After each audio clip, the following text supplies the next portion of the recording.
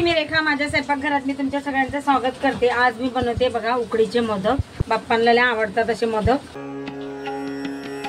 तर इथे मी 2 कप तांदळाचं पीठ घेतलंय।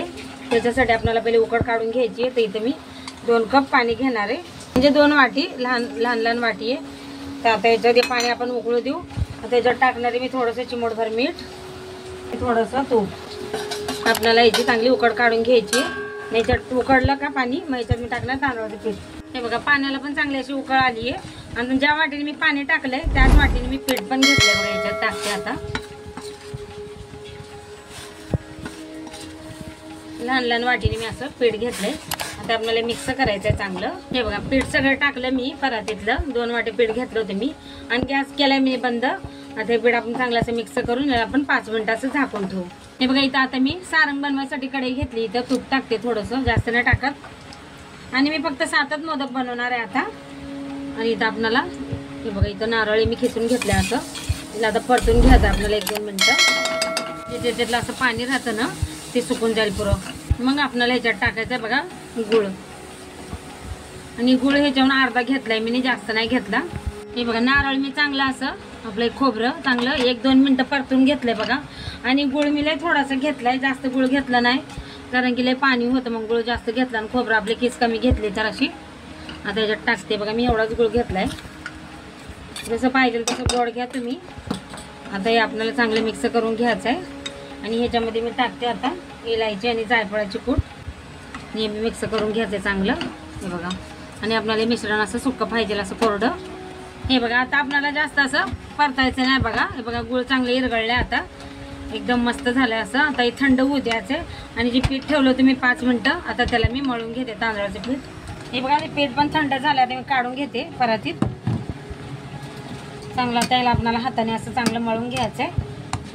थोडंसं तूप लावते हाताला म्हणजे चिटकणार नाही असं। बघा चांगलं आपण मळून घेऊ आता। हे बघा पीठ असं मऊसूद मळून घेतलंय मी। आता याचे मी मोदक बनवायला घेते। हे बघा आता याला मी असं गोल करून घेते।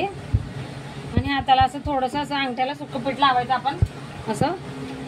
आणि आपल्याला असं मध्ये वाटी करून घ्यायची आहे। आणि याच्या पाता अशा पतल्या करत राहायचं। आता परत पीठ लावते थोडंसं आणि याला आपल्याला चांगलं असं खोलगट करून घेऊ वाटी एक। हे बघा असं करून घेतलंय मी असं वाटी हलकीशी। आता याच्यात मी सारण भरून घेते। जसं पाहिजे तसं आपल्याला कमी जास्त भरू शकता। मी तर असं थोडं भरणार आहे बघा। आणि याला आपण आता असं बंद करून घेऊ। अशा पहिले कळ्या पाडून घेऊ।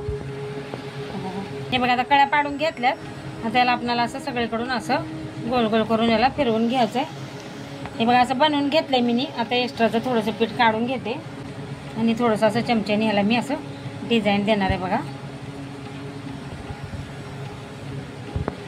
तर मी सगळे असेच करून घेते।